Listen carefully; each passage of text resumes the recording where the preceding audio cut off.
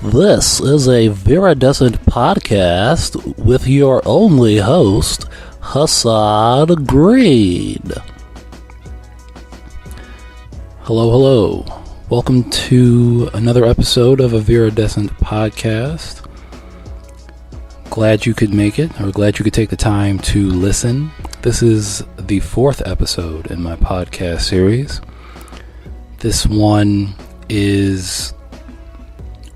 I feel like this one might be, packed to the brim with emotions and thoughts.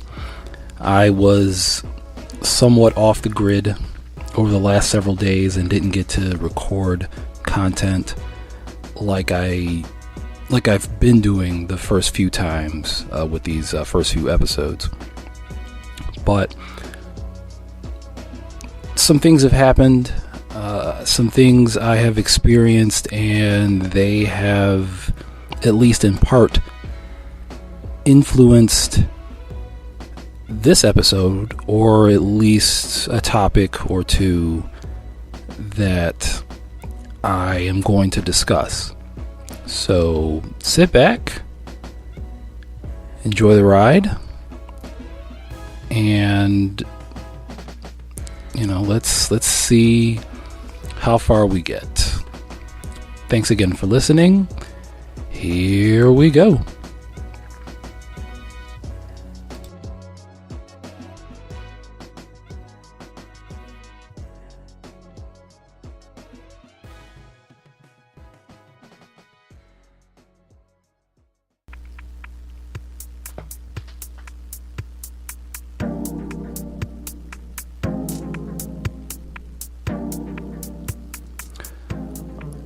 All right, it is time for the riddle, time for your riddle. For those of you out there who, I'm sure this is the only reason you listen to my podcast is for this riddle or for the trivia, to maybe challenge yourself, and I appreciate that.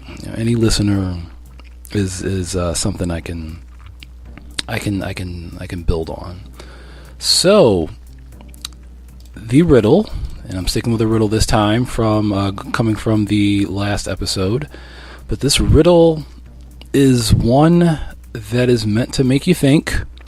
There's no math involved. For those of you who hate math, myself included, I'm not really a big fan of math, so here we go. The riddle is as follows. You do not want to have it. But when you do have it, you do not want to lose it. What is it? Again, you do not want to have it. But when you do have it, you do not want to lose it. What is it? Think long and hard about it. I will tell you this is not love. Because first of all... The answer is not love, okay? First of all, people want to have it. Trust me, I know. So don't even think about it. Love is too easy of an answer. It's not that. It's something else, okay? Think long and hard. And again, when we get to the 29, you'll get your answer. And on we go with discussion.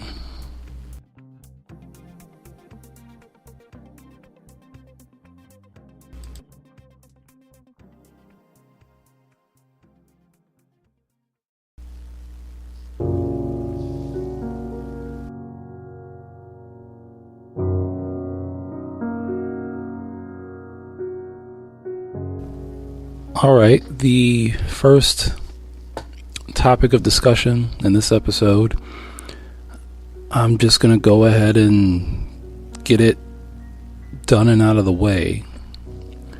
As I mentioned in the opening, I haven't been doing my normal thing like I normally would, if anything's normal, I guess, week to week. But I was literally off the grid for much of this past week, from practically Monday till, let's say, Friday afternoon. I was hospitalized. And before you go, thinking the worst or wondering if it was the worst or how bad was it, on the surface, it really wasn't that bad. At least it wasn't supposed to be. I had, for a while, had this lingering wisdom tooth on the left side of my face, or on the left side of my mouth, rather. And I've had my dentist on the fence over whether or not to take them out. Or at least this one particular tooth, seemed like it wasn't going to be that much of a problem. It didn't look like it was moving or it was going to do anything from regular visit to regular visit that I had. Now, for those of you who've had issues with your wisdom teeth, usually, of course, they get removed, or if they become a problem, they get removed, or if your dental specialist or your dentist believes that they should be removed or they're going to be a problem, they will be removed. You do what you got to do. You go in there, you get them removed before they become a huge, huge problem. Well, this time, this one tooth on the left side of my jaw became a big problem, unfortunately. It had become infected and kind of sat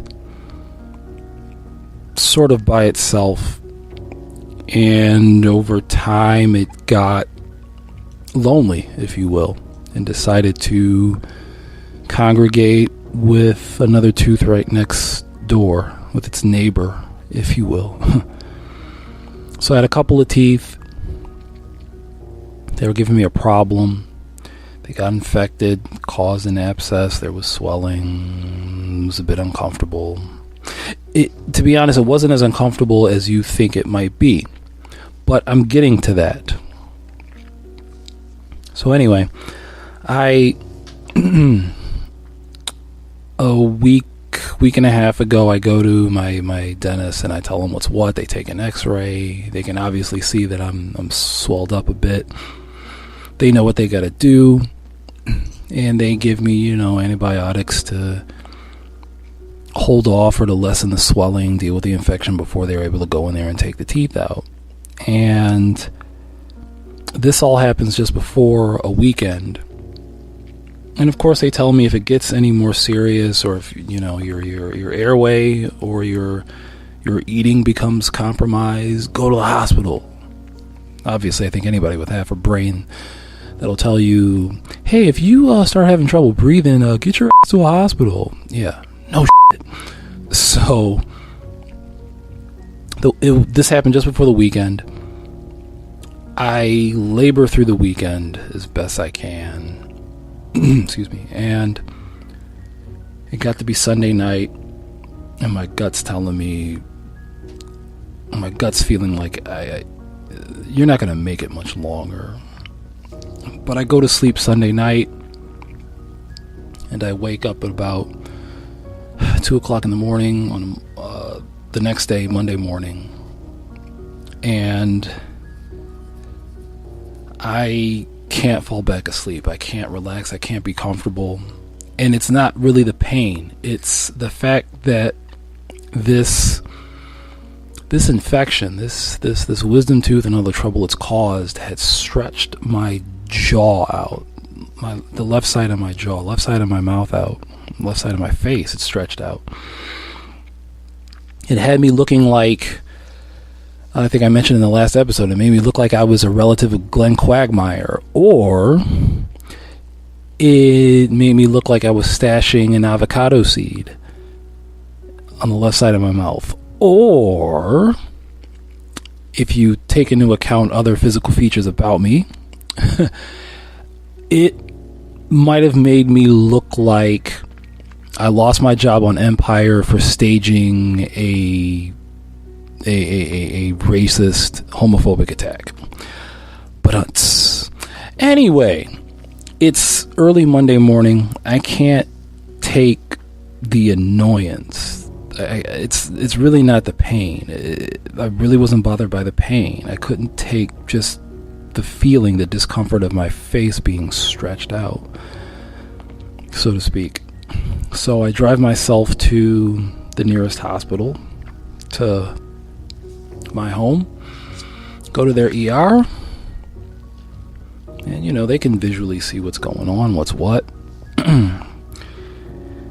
And they give me a room. They take me in. They give me a room, run vitals, all that stuff. And as the process goes, they eventually call in a dental specialist team, which at this hospital that is, I think, they're characteristic to this hospital, or they are exclusive to this hospital. Not every hospital in the area specializes in everything. Like certain hospitals, like there's a hospital in my area that specializes in heart health or stroke health and treatment. And there's another hospital in my area that specializes in cancer research and treatment, for example. But I go to the hospital, I'm there, they're running tests on me, taking blood, vitals, all that stuff. They have these guys come in Monday morning and they take a look at me and they devise a plan, a well thought out plan. And as Monday morning progresses, for the rest of you out there, the sun, of course, came up. You got up, you either went to school, you went to work, or both, or you got your kids to school, or got them to daycare. You got up, you lived your life. Meanwhile, I didn't have any windows. I had no idea. I didn't have any real idea, apart from what was on my watch or on the clocks on the wall, what time it was. But it was late morning or so. They get me into an operating room because they want to knock me out and take these teeth out and clear my infection out. And that's what they did. And I said a few minutes ago that I was going to get to the part about why I didn't feel so much pain. Or to try to sort of explain why I didn't feel so much pain.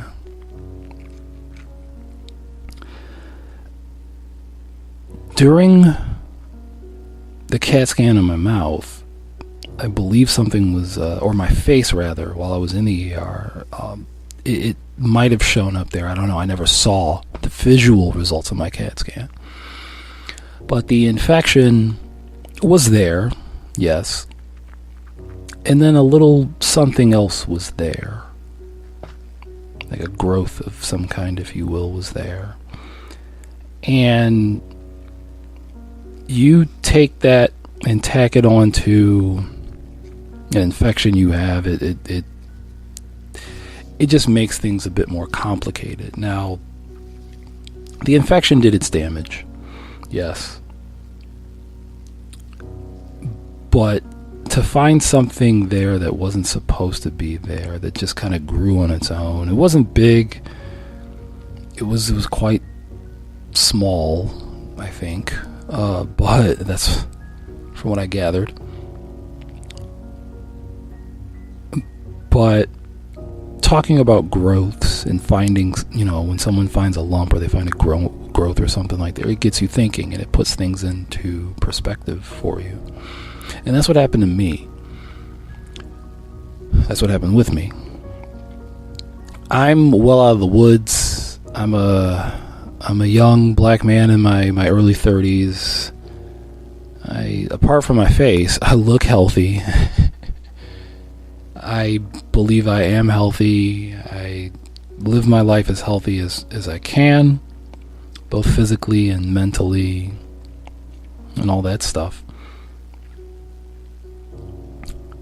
But something like that, to me, is small. It can't compare to real people who have faced or that are facing or, unfortunately they will face something in life where they find something real serious, real severe. Let's hope not, but they find something real, much more substantial than what was found on me or in me, whatever. It just kind of woke me up a little bit. And it definitely made me think differently about certain things that had gone on in my life. It made me think about things that I experienced. I had a little bit of fear, don't get me wrong. But one of the things I went back to was my dad. And my dad had lost his battle with cancer, almost 10 years ago now. But I've caught myself at times through these 10 plus years thinking of that particular, situation in my life, that particular event in my life. At times I thought about how he felt, or where his mind was when he got news of what was ahead of him, or what he was facing, what he was dealing with. So it was something to think about with me. I sometimes do believe that history can and does repeat itself. And even though I'm not exactly my dad, I don't do things exactly like my dad, that sort of thing, I sometimes think it's interesting how some things do repeat itself, or some things seem to be repetitive, almost like a deja vu, or whatever else, that sort of thing. And in having the time to just be in a hospital, because I got admitted after that. I had to be admitted for observation. All the doctors had to make sure that, there was nothing else. The doctors had to make sure the infection was being treated properly, and there were no other issues, that sort of thing. So I spent pretty much from Monday through Friday in the hospital. And it gave me a lot of time to think about things. Now, again, what was found on me was really no big deal in the end. But for me, I think it was the fact that I wasn't expecting that. Yeah. That's what it was. The fact that I wasn't expecting to hear something like that, to be told something like that, just kind of, just put me in that kind of frame of mind. And again, luckily, it was really no big deal. They just found it, extracted it, did what they did. It's gone. But going back to putting things into perspective, it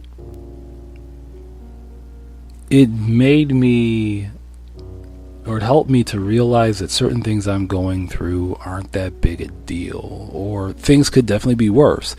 I've kind of always told myself that anyway, especially in recent months. I'm going through some life changes personally. And those things could be a lot worse. They suck. They suck ass. They really suck sometimes, these changes. But they could be worse. And that's the way I choose to look at it. I looked at it the same way with this small thing. I know that they could be worse, and unfortunately for some people they are worse.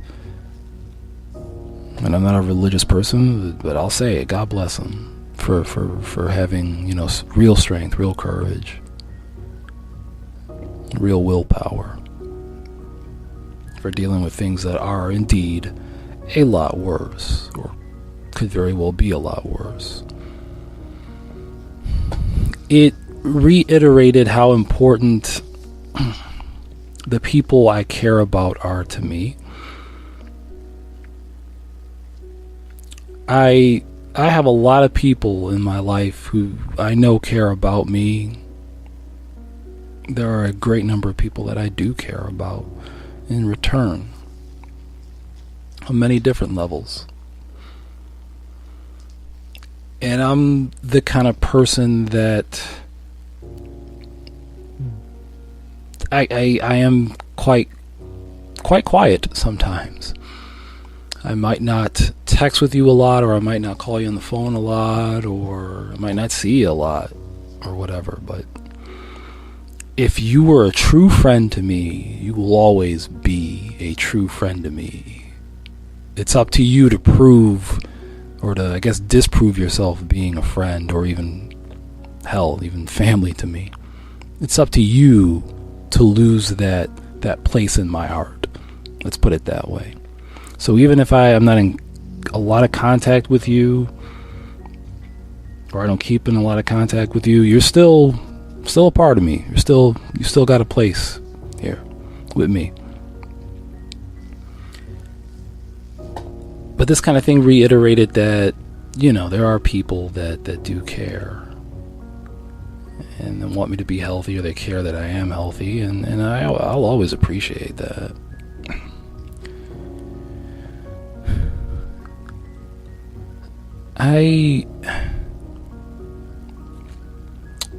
Being in hospitals always make me think. I don't dread going to hospitals. I understand that things can go well, or things can go bad, very bad in hospitals. And I've been in hospitals for various reasons. Obviously not even for my own personal reason. Not for me being a patient, but for others being a patient, or the birth of my sons, births of family members. I've had family members in hospitals throughout my life, as well the typical person does,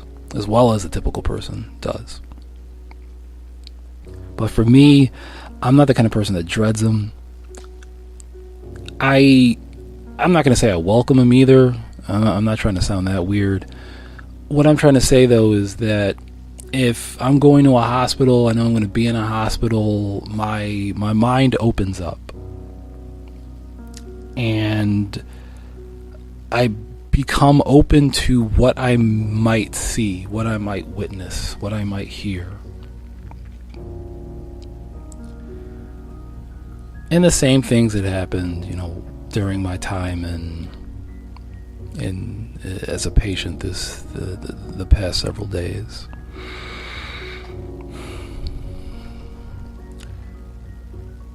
I began to think about the friends or family of mine that either made it out, gone through worse things and survived, or the ones that didn't. And of course, when you think about the ones that didn't, you get a little emotional, you drop a tear or two. And for me, in my condition, I was really trying not to cry, because it's just the way my face is shaped with the swelling and everything. It's just a little tough to blow my nose successfully and wipe my tears without it feeling really weird. But I think about my friends and family out there that did make it. They were ill, they were sick, they were shut in, down and out or whatever, but they made it. And they're alive and well. They're still with us now. And that made me happy.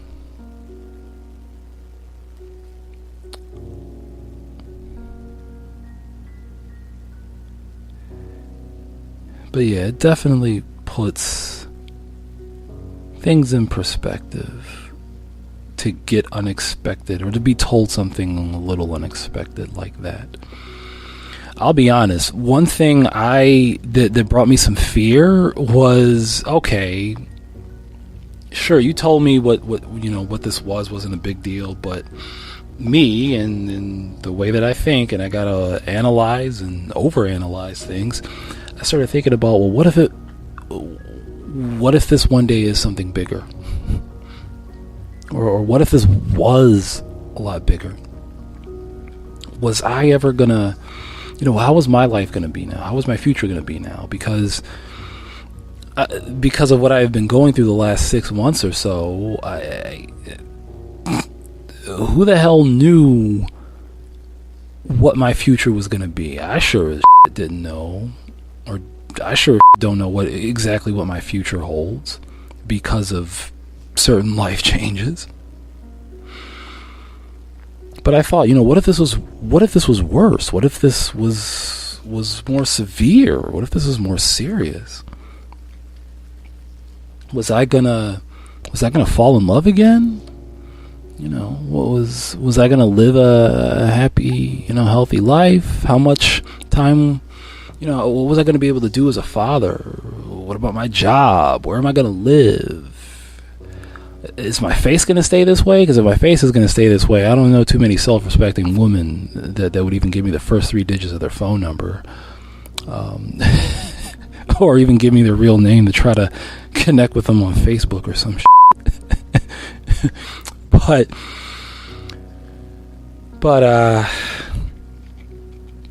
yeah, it got me thinking, and I was a little worried, a little anxious about stuff like that. But again, I'm out of those woods. I'm good. I will say this though, think about those that aren't out of the woods. If they found, a mass somewhere, or they found, some growth somewhere, or if they're dealing with some kind of disease they didn't see coming, or something they got to deal with. Think about those folks. Give them some time. Drop them a line. Say hey. Check in on them. Make sure they're doing all right. Because when you sit, if you're in a hospital, if you're hospitalized, or even if you're bedridden at home, or the hell, even if you are living your life with a disease or some kind of an ailment or something like that, sometimes you can have time to yourself where you're just sitting and stir, and your thoughts become, or they can become, your worst enemy. So drop those folks a line. Hell, even if they're dealing with something, a mental ailment, drop those people a line. Let them know, hey, I'm thinking about you. Let them know you care.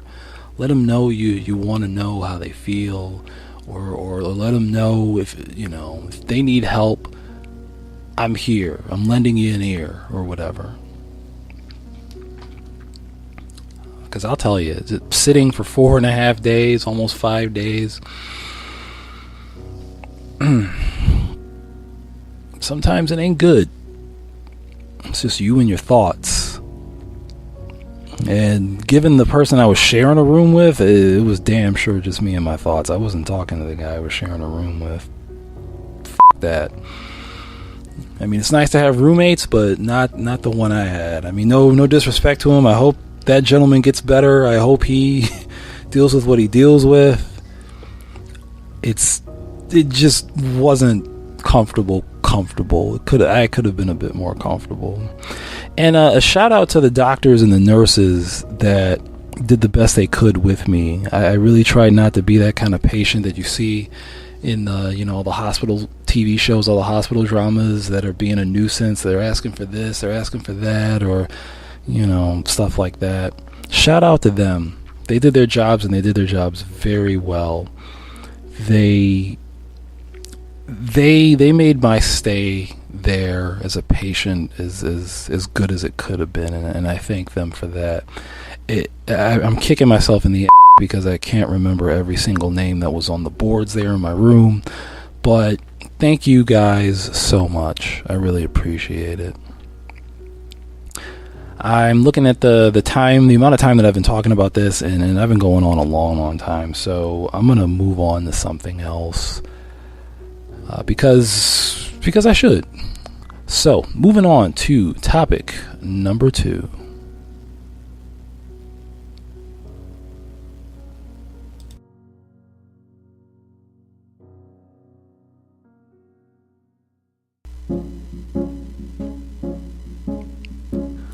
Alright, the next thing I want to talk about is parenthood, or maybe more so fatherhood. I can't really speak too much on motherhood, to be specific, because I'm not a mother.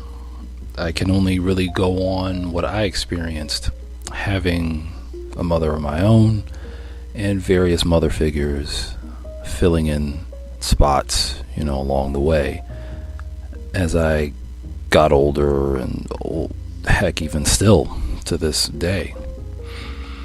So I'll talk about something more, or something that I'm more familiar with, and that's being a father, fatherhood. I look at it as a badge of honor, as well it should be, I believe. I've always been proud to be one, and like any parent will tell you, mother or father, or grandparent, or aunt, uncle, any kind of mother figure or father figure, if you're at least halfway involved with the upbringing of a child or someone, a generation under you, it's not easy. It's not always easy. In fact, perhaps the easy days are just decent days. They're not glamorously easy, so to speak. At least I don't think so. But it's a challenge. It's a challenge that I love with all my heart and soul. A challenge that I am thankful and privileged to live with every day of my life. Fatherhood was a funny thing, though, to me. For at least half my life now, doing the math, I've only been a parent for about a third of it. But most of my life, the majority of my life, was it was kind of tricky. It was a little bit weird when I thought about fatherhood. I think most of my friends had dads, and as a kid I really didn't know what their living situation was, in two specifics. I mean, perhaps I did have friends, I shouldn't say perhaps, I had friends whose dads had a separate home. The mommy and daddy weren't together, put it that way. And some of my friends had childhoods, or they had lives that were similar to mine, where they lived with their mother most of the time, or majority of the time, and they saw their dads when they could. But at the same time, I am deeply rooted within my mother's family tree. And I believe I mentioned this before. I mentioned this previously, probably in the last episode, that my grandparents' house, both my grandparents, my maternal grandparents, are still with us, and their house was my first home. And I've got a couple of uncles immediately. I've got a few aunts immediately, and a number of cousins that come to mind, of course. And I look at some of these other family members, and they've, for the most part, always had their fathers, at least more often than I did. So I knew, looking at that, and looking at what I saw immediately in my own family, within my own family tree, I knew that fatherhood, there was more to it than what I was experiencing directly. And I have to be honest, it made me curious. I was always a curious child, and even a curious teenager. I'm a curious adult. curiosity, I look at as a challenge sometimes, depending, all things considered, depending on the situation or the circumstances. Although there are some things I don't need to know, or I don't want to know everything. Better said that way. But as a kid, I was curious, and I was curious about what did fathers do, or why weren't some fathers around? Why weren't they around? Why were they around? How hard is it for them? what do they do that the mommies don't do? What do the daddies do that the mommies don't do? How come the dads don't seem to show that much affection? or why do they seem like, they don't cry? I mean, why do the dads, why do they seem so macho at times, and blah blah blah blah blah? Just for example, those are things I was curious about. And I guess to add, I wondered, one day when I would become a father, would I be that way?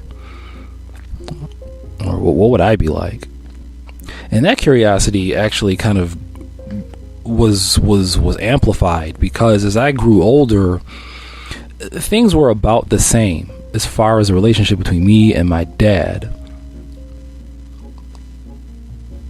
Now, I believe I've said this before as well.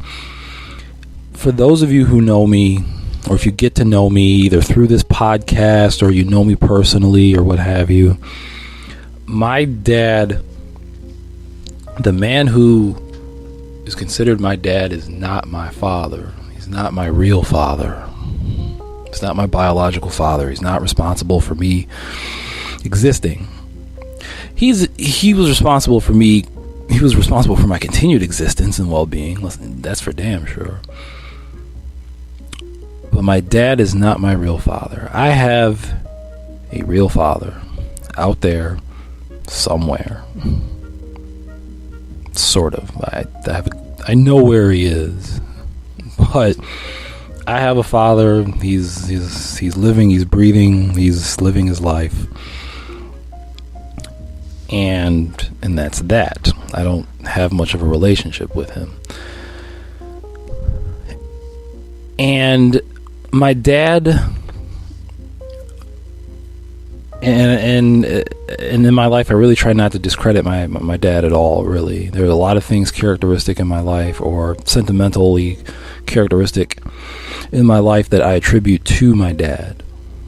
There are things that are the way they are in my life, or the things that I like, my tendencies, or what have you. I mean, long story short, I am influenced in some parts of my life from my dad. A man who didn't have to be my dad.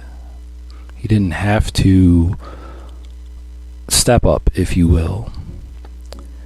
But I will always appreciate him because he loved my mother so much that the lack of real, tangible, scientific, genetic connection didn't mean a damn thing to him. I was still his son. And truth be told, there were times when he wasn't there. Times when perhaps I needed him. I might have needed him to be there. Or times when he should have been there. Or whatever.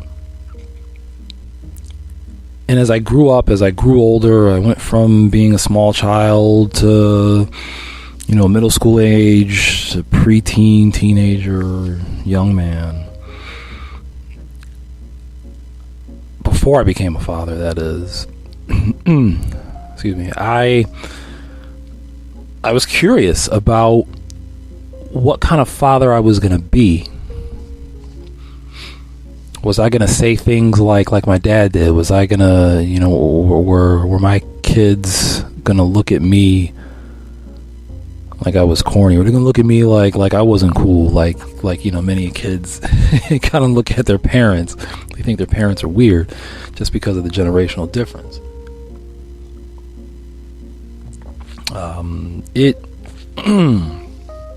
Those were just a few small things that I wondered about. Me, one of my biggest faults throughout my life was being not just too analytical, but too self-analytical. I have been my biggest critic. I have been my own biggest roadblock or hurdle or mountain to climb. And that was definitely the case when fatherhood was approaching. I was fresh into, or just getting my feet wet into my 20s. I was 20 years old when it was on the table. Baby was coming. And by the time that baby was living and breathing, took his first breaths, and I heard his first cries, and I held him. I was 21. But leading up to that, in the handful of months, the several months leading up to that, I was a whole rush of emotions and thoughts and anxieties, because I was very, very young and not too keen on becoming a parent. I definitely wasn't too keen about the whole father aspect of it, because I wasn't done with, or I felt I wasn't done. I hadn't quite made peace with the whole concept of being a father. It wasn't I didn't want to be one. I was just anxious and very, very scared about history repeating itself, or the idea, the possibility that history could repeat itself. I was not going to all out walk out on my child. Hell no. No. Because ultimately, I was never going to, if I did that, I was never going to be able to look at myself in the mirror. I was not going to do to an innocent child I wasn't going to put an innocent child through what I went through. I don't wish that upon my worst enemy, if I have any enemies out there even. Everybody should grow up with a father, I thought. I still think that sometimes. But at that time, I was so self-analytical, and I was giving myself these demons about being a father, and I just didn't focus on having to step up and just be one. And eventually I did. It wasn't easy, of course, but eventually I did. As a decent father. And over time, every so often I would look back and go, wow, I've been a father this long, or it's been this long, it's been this much time, and I didn't think anything about those quote-unquote demons I had about being a father. I didn't think about the lack of relationship I had with my own father, and how that weighed heavily on me throughout my life.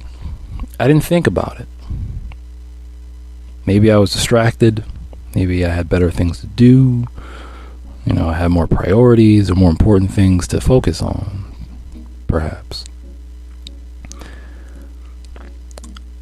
I guess it was the latter. I had more important things to focus on, and I was living my life as a father and loving it.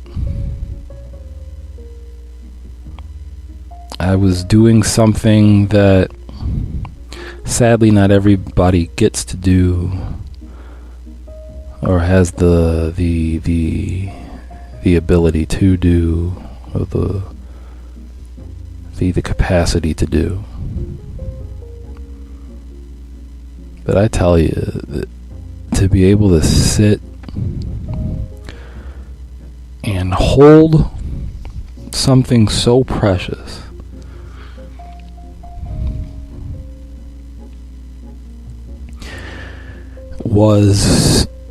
it changed my life, and it gave me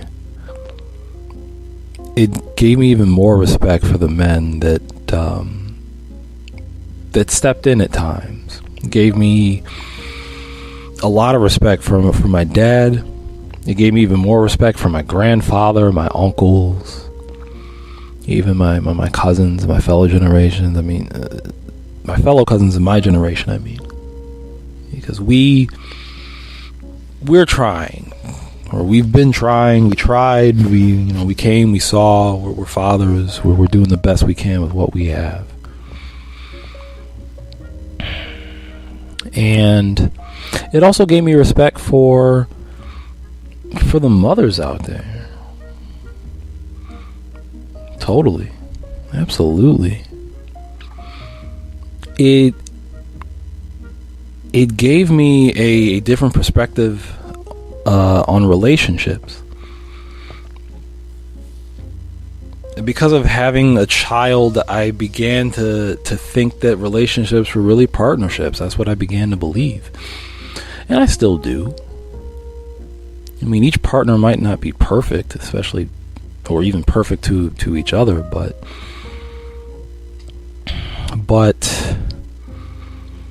to go half on a baby is, do people still say that? I don't know.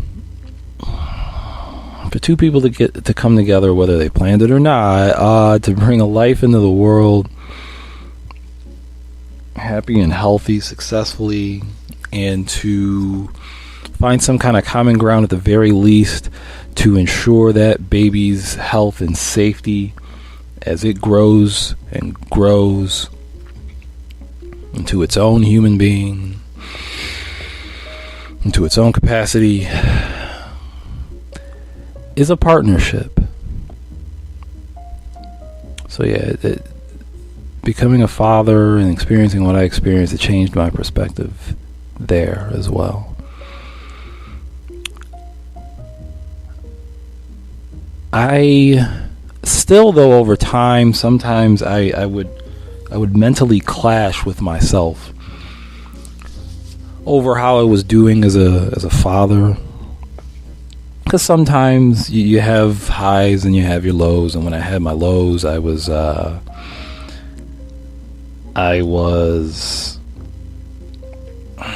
wondering, was I doing enough?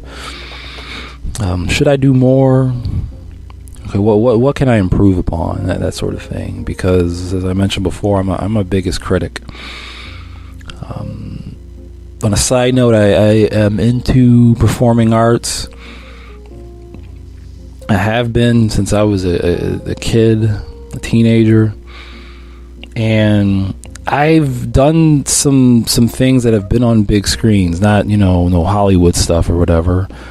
I've done stage plays and whatnot, and if there's any record of that, or if there's film of that, I can't stand to watch it because I'd sit there and critique myself. But when it came to this part of life, this concept of being a parent, I at times was my biggest critic. Yeah. Definitely. But I wasn't done with those mental clashes those mental clashes in regards to the relationship between me and my real father. I wasn't necessarily holding a grudge against him, but as I mentioned, curiosity, I was curious, because there was a point in time, there was a long stretch of time where I didn't know where he was.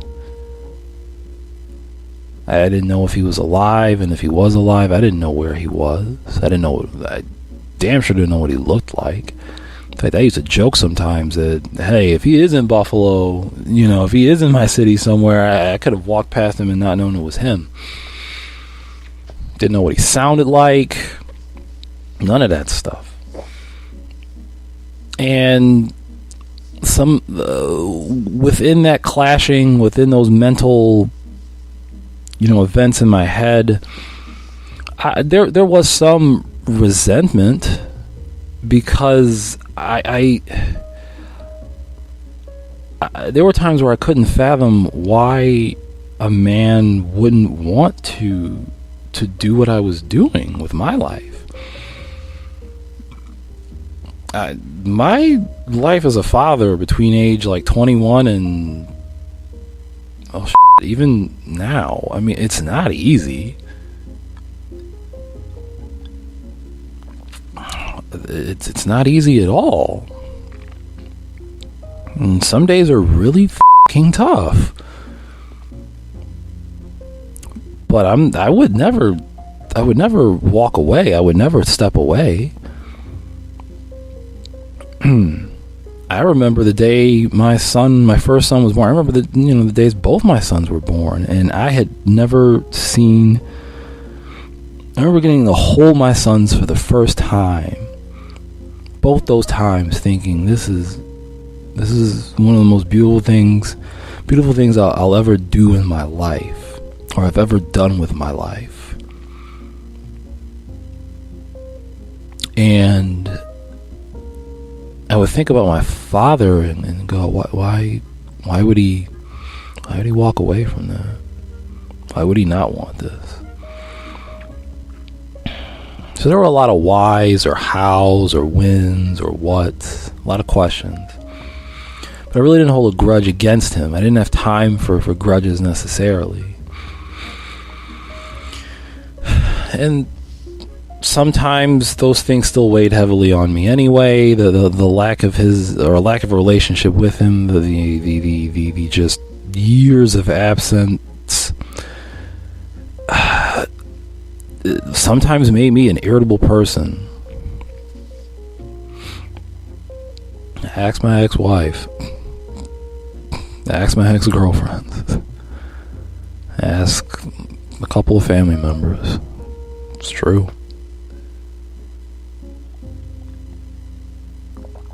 I sometimes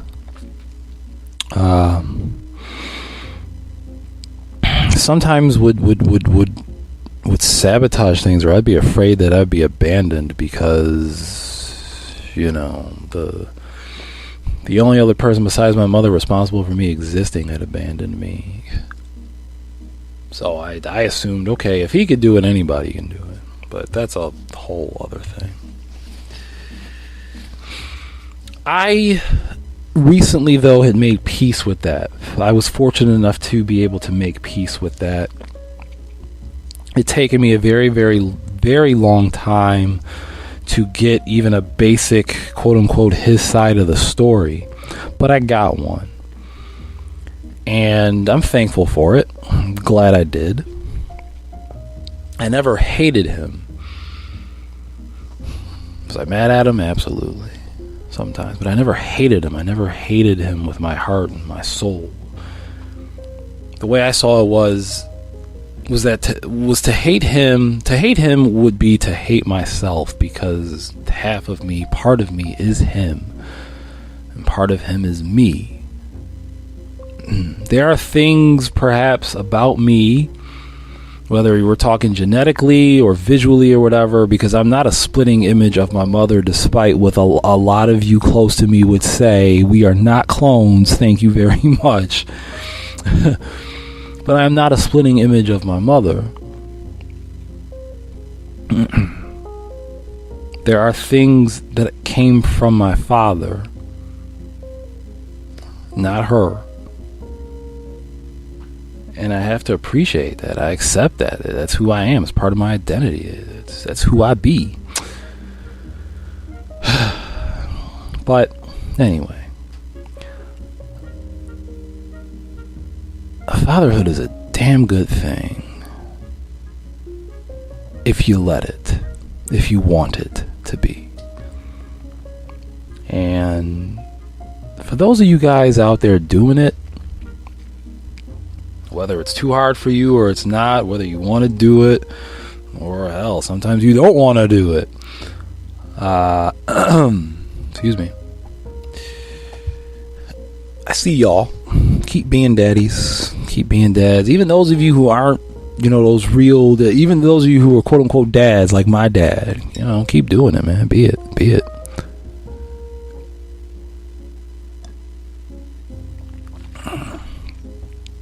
I have to say though, fatherhood came up because of my stay in the hospital, and I know I just mentioned in the last part of this podcast, last segment. But when you're holed up in a hospital for several days and you're done watching TV, or you've watched everything you can watch, you've got a lot of time to yourself to think, and depending on the circumstances, it really makes you think about the things that are really important to you. And that was one of them. Definitely one of them. I imagine when Father's Day rolls around, or something else brings up that concept, I will speak more in depth about it. And if you're interested to know more details, I'll do the best I can. All right, so I'm going to move on to something a little more, at least a little more lighthearted, pun intended.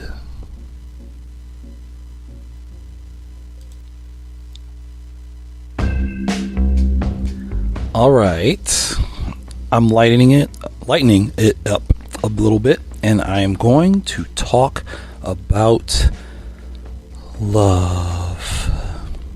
Yeah. I figured I'd talk about something positive, to say the least.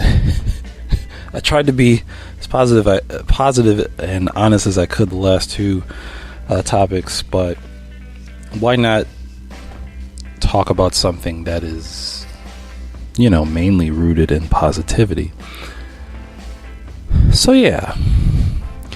Now, this is it's a little odd for me to talk about it right now at this point in time. I am, I don't know, let's say roughly 6 months through some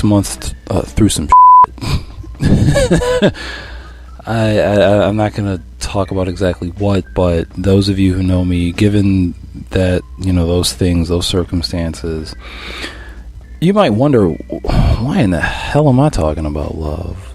But here I am. I believe in it. It's a real thing. I know it's a real thing. I felt it. I haven't felt it. But I love love. I believe in it.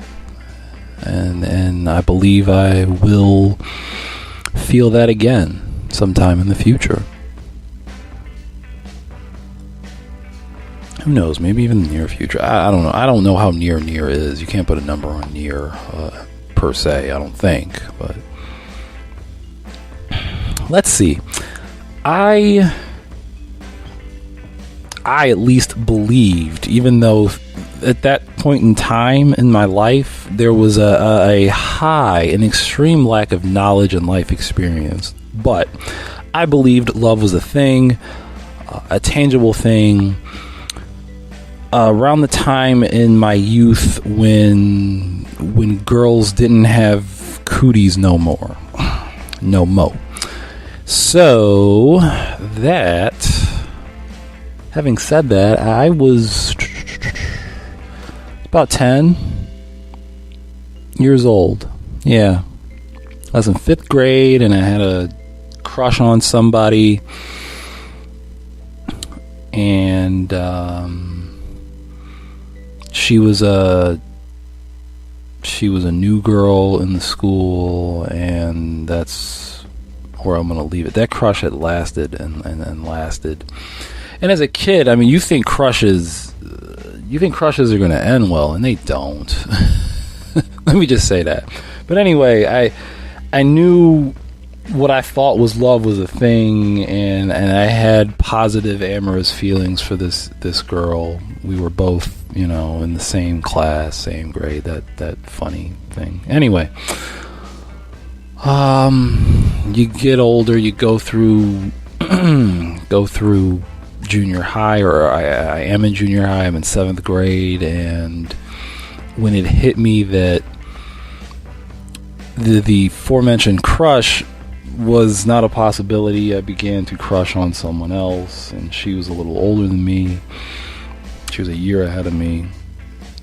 And there was just this moment where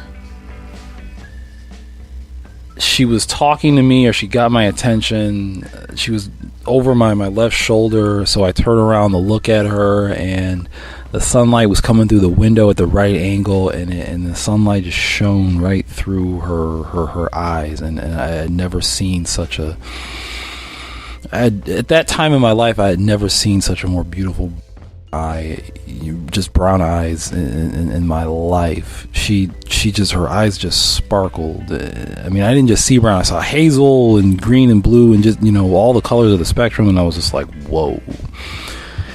And I began to crush on her. And again, crushes don't end well. They're just there, and as a kid, even as a preteen, or someone in junior high, you think you know what love is, and that ain't it. Hell, at that time, in the mid to late 90s, at that time, I think only Forrest Gump really knew what love was. At least as far as I knew, because again, that young of an age, us kids, especially us boys, we don't know. So anyway, I get out of junior high, graduate 8th grade, I get into high school, and I think I've obviously gotten older, I've matured a little bit, but obviously as a teenager, ain't no teenager mature for anything. And as a freshman in high school, I think I know a good idea of what love is, or what it's supposed to be. I believe I knew, or I believed that I knew what the ladies wanted to hear, and I ran with that. I was already well versed in writing little notes by the time I was a 9th grader, and I was always good at writing anyway. At least that's what I was told. My English teachers over the years were always impressed by my choice of words, my pronunciation, spelling, etc. So I was already good at writing, or I was already really good at communication, at least on paper. And that was my bread and butter, was writing notes, because I damn sure didn't have the courage to approach a girl and spark conversation. In fact, I still might not. I don't know. We'll have to see. Only time will tell. But one of my main objectives in high school, or out of the main objectives in high school, was to 1, pass all my classes, 2, not get beat up, 3, have a girlfriend,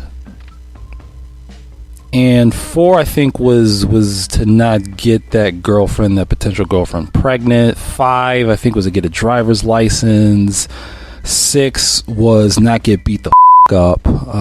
There are 2 different things between getting beat up and getting beat the up. 7, join a team. And I don't know, 8, let's just say 8 was be popular, because that's all us dumb teenagers wanted, or it seemed that way sometimes. Anyway, high school was not that successful for me. I came to know a lot of young women. Most of them were very self-respecting, decent women, decent young women, smart young girls. But I never had a girlfriend in high school. I get out of high school, and months after that, I meet someone, end up involved in a relationship with her, a serious relationship with her. We lived together. Ended up with a child, beautiful baby boy who is now a tall, clever, smart, capable, hopefully homework doing child, 12-year-old.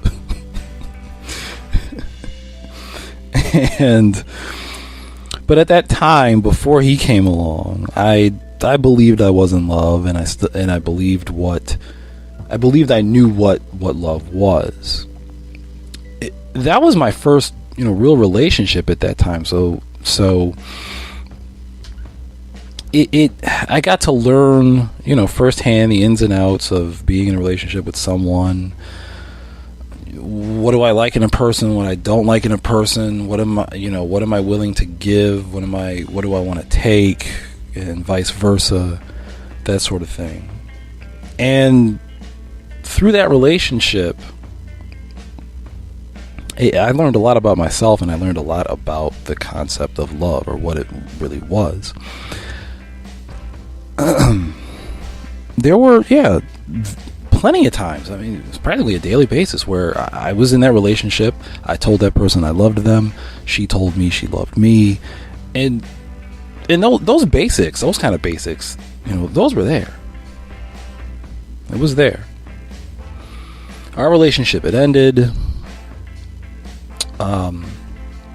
And I went through years of my I went through my 20s dating. I had another relationship in my 20s where at the time I believed I had the one. I thought, okay, this is a relationship I really want to have.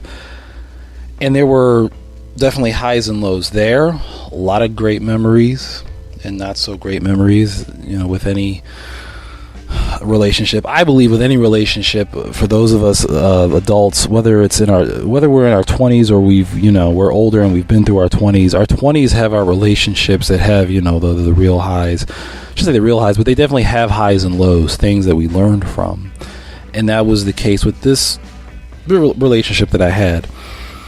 I had lived with her for a short time, no kids, no marriage. In fact, I hadn't been married at that point in my time, in my life. But it was a serious relationship. I told her I loved her. She told me she loved me. I learned more about myself. I hope she learned more about herself, and so forth. And as far as love was concerned, I learned more about that. And I, made my mistakes. She made her mistakes, whatever. We learned from it. We moved. The relationship was over. We moved on. I moved on.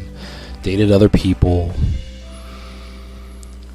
And I think it was around my mid-20s when I knew, or I could look at myself in a mirror and believe that I knew what love was, what it meant to me, what I believed it was, and how I would apply myself to that concept in my life. And I'm not going to say I was wrong. No. I think you, as a human being roaming this earth, you learn something new every day. That's a mantra I could co-sign. And I had dated, I had, relationships. At this point in my life, there was no bigger or more heavier relationship I had had necessarily. Well, perhaps it's a tie. And that's just based on the amount of time that I've known my counterpart. My first relationship, I'm still in contact with my son's mother because we have to be in contact. We're co-parenting this preteen now. That makes me feel old. I have a preteen roaming this earth, and I have not a gray hair on my head yet. I know I'm not the only one. I know that's not the first time that's ever happened in the course of history. Just me in my shoes, I'm saying that. But anyway, I've known her longer than any other woman I've known that I've had a relationship with, obviously, when you look at my history. But the other heavy relationship I had just ended, actually, because that was a marriage. And there was a child involved there. A small child now. But love, through everything that I've experienced in my 20s and now my early 30s, hell, even in my teenage years, excuse me, love is a damn good thing. It can bring you much joy and happiness, but it is very hard, very difficult to maintain, to keep alive. And I know that. I definitely know that now. But love is something that I will probably always believe in, and something that I will always believe everyone deserves. Love has brought out the best in me, whether I applied it to my personal relationships or I applied it to being a really good friend to my friends, being a good family member, being a good parent. But man, love is such a wonderful thing. I've never felt, when I was really experiencing love, man, I felt like I could fly, or I felt like I had superpowers. I felt like I could do anything. I felt like nothing was wrong with the world. I felt like everything was right with the world.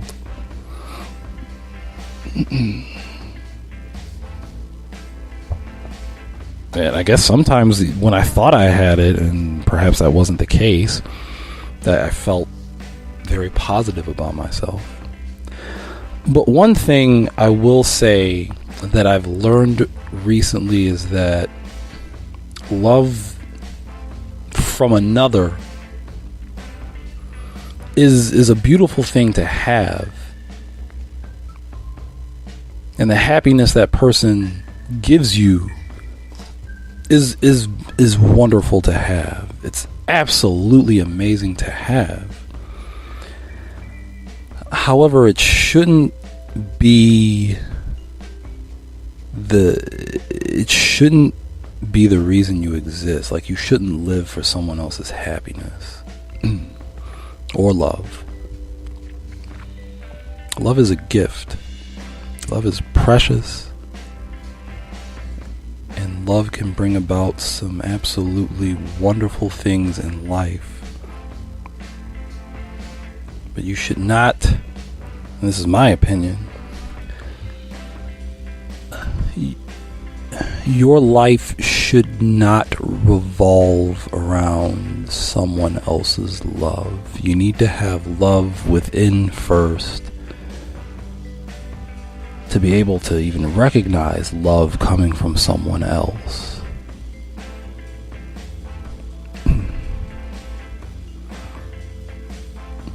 That's something that I believe is true, especially now. But damn, when you have it, man, it's just beautiful.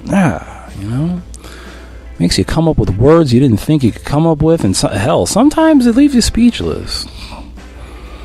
I was supposed to be really good with words and sometimes, or as an adult, or good at writing or whatever. But man, sometimes I was so wrapped up in love, I couldn't think of things to say. I was just feeling it.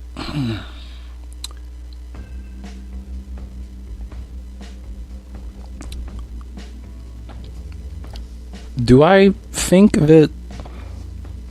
believe that, given different circumstances right now in my present life, in the present day, do I believe that I will love again? Absolutely.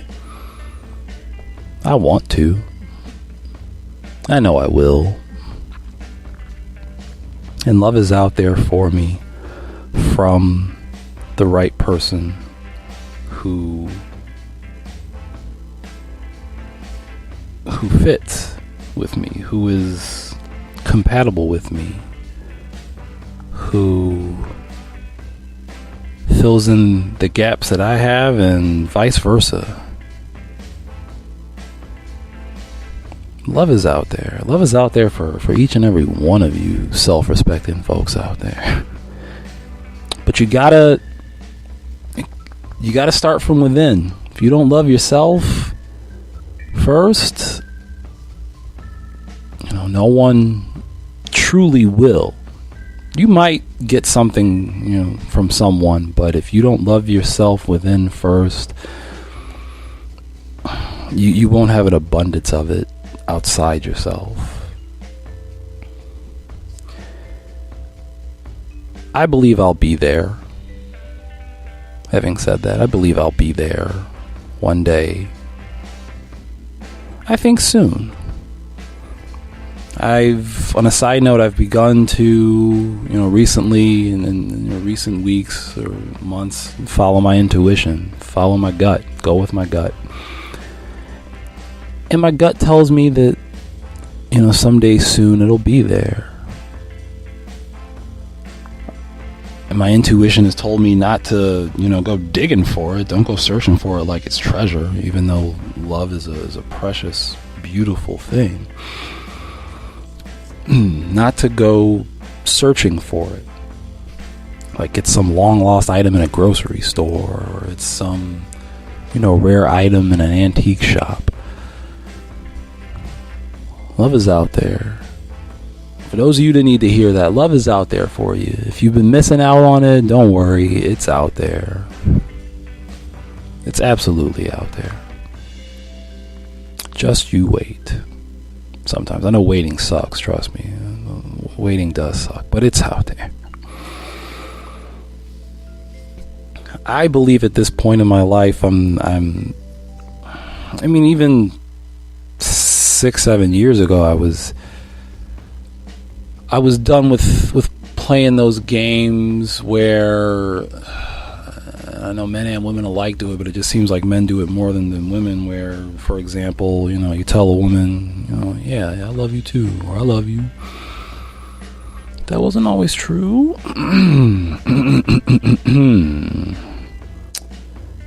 Or you force yourself to love someone even if you deep down inside think it's not reciprocated. Those are just small examples. But for me, I think I'm past that. I know what it is. I believe in it. I know it's true. I know it's for me. I know I deserve it. And when I'm meant to have it, I'll have it. Or it'll be there. And I'll have some kind of episode, or at least another topic, just talking about how in love I am. And if I'm talking about how in love I am with someone, I really hope I'm not giving away too much details. I'm not trying to be one of those kind of people that's out there, jumping on people's couches and like Tom Cruise, talking about how in love I am with somebody.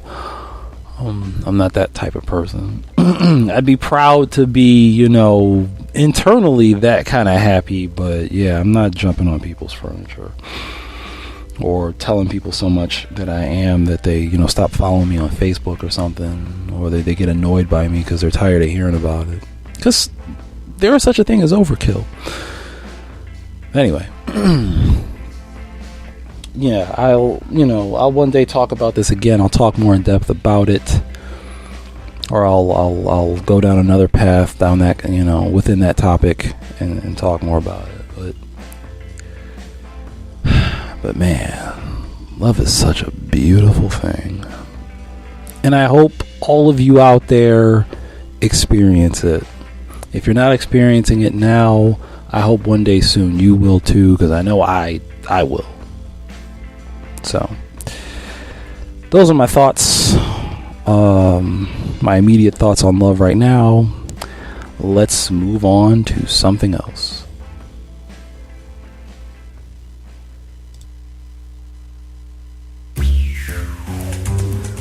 Alright, I'm going to go over some things that happen currently out there in the world, and hopefully make this brief, because I talked a lot about the regular, or I talked about the topics in the regular part of the episode at greater length. So the first thing I'm going to talk about, I'm just going to put it out there, or I'm just going to discuss it because at this point everybody has at least heard about it. In regards to the senseless violence down in New Zealand, religious persecution, for fuck's sake, can we people stop being violent about our differences? I mean, I'm not a believer in a particular religion, but I don't hate anybody that does believe. I'm uncomfortable if that religion is pushed upon me, but that discomfort isn't enough to make me want to shoot somebody over it, or to want to get violent over some kind of a difference about it. It's just fucking wrong. I don't know. There really isn't much else to be said about the senselessness of it. The roots of it are pretty obvious, and if you disagree with me, try and get me to give a fuck right now, quite frankly. I dare you. It's rooted in white supremacy. You know it, I know it, it's there. And unfortunately, the victims or the targets in such a thing, or the targets in these acts of violence, are people who are darker. All right, just plain and simple. People like me that have more melanin in their skin than those who believe that we should not exist, or that we are staining the planet, or we're a disease and the planet needs to be cleansed of folks like us. Unfortunately, those folks with darker skin tones and so forth, they believe in a particular kind of religion that has been in many cases unfairly radicalized. I'm not saying there's no such thing as radical Islam, but there's also radical Christianity. Fight me. What happened down in New Zealand is very senseless. I got to really see a lot of news reports about it because I was in the hospital, and there was a TV in my room that I just could not turn off. I could change the channel, yes. However, me being as curious as I am, I wanted to know more about the news, and I wanted to see, what was new, any new developments, that sort of thing. So I really got to see the story over and over and over, and it really got, burned into my memory. And it's just really damn unfortunate. Let's just stop being violent about our differences. All right, everybody, just if you want to be different, be different. You want to have a healthy debate, have a healthy debate, and then at the end of it, everybody go home safely to their homes. Work this out another day or something. Or fuck it, just let people be different. Let different people be different. Simple as that. All right. The next thing I wanted to just kind of briefly discuss happened more locally to me. And maybe it's because I haven't really been watching local news lately or keeping abreast of it lately. However, at some point over the last several days, a teenager got into some serious trouble with the law following a bomb threat. People still do that shit? I didn't know that. I really didn't know that. I remember being a teenager and thinking I'm gonna call in a bomb threat. That didn't last very long though, because I was right in the middle of high school when 9/11 happened, and nobody was gonna be that stupid to start calling in threats of blowing stuff up. But my freshman year and even junior high, it was just I'm gonna call in a bomb threat. They ain't gonna catch me. And at the time, perhaps they couldn't, because technology was not what it was. Or not what it is now. Technology then was definitely not what it is now. But really, people still do that, huh? Call in bomb threats and somehow foolishly believe that they won't get caught. Way to go, kid. Way to go. Making your parents proud. All right, the next thing I wanted to briefly discuss was also happening locally. By the time this gets out, it will either be St. Patrick's Day or shortly thereafter. And I hope that everyone out there has celebrated safely. If you get in trouble with the cops or state troopers out there on the road, you deserve to get in trouble, because these days they tell you on the news that cops are out looking for you. We know people drink, and we know people try to drink and drive. We're out there looking for you. Do the best you can to follow the law, be responsible, and not get caught. But to talk a little further about St. Patrick's Day, it seems that every year I get reminded about the Irish heritage in this area, in the city in which I live. I live in Buffalo, New York, and there is very extensive Irish heritage and history around here. And it's pretty cool. It's not bad. I actually had attended one St. Patrick's Day parade through. It wasn't through the South Buffalo area. It wasn't through the First Ward, but it was the other parade that I believe started or starts in downtown Buffalo, and it travels up. It had traveled up Delaware Avenue through the Allentown area, and that was a pretty nice parade. The weather was great. At the time, I wasn't living too far from there, I don't think, so I was kind of a little bit of a walk away, but I was there with friends who were definitely, obviously, more Irish or of Irish descent than I am. But it was great. I mean, there were people of all walks of life that were there. Everyone was having fun, drinking a lot of Jameson or other fine Irish whiskeys, drinking a lot of Guinness or what have you.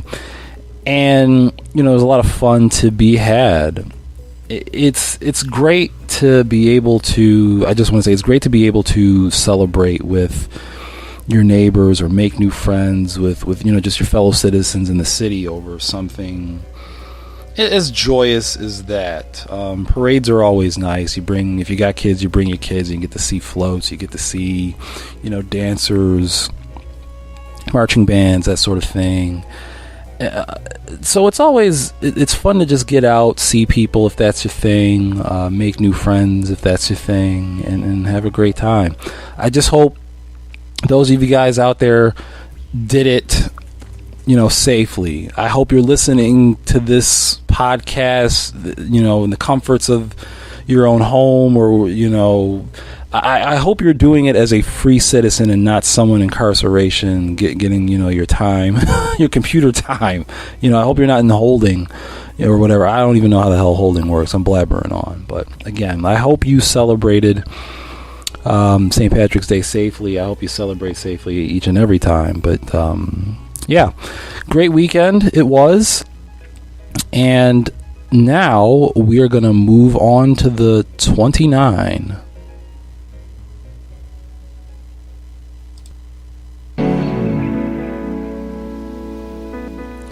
Okay, it is now time for the 29. I hope that I didn't talk about things too long. It seems like episode to episode so far, even though it's just a few of them, it seems like episode after episode gets a little bit longer. And this one is, at this point, the longest episode.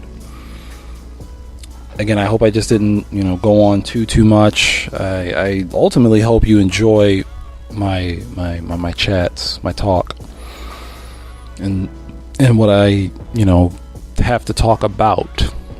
So ultimately, if you enjoy it, hopefully, you don't mind how at length it has become. I'm not sure what I'm going to do next.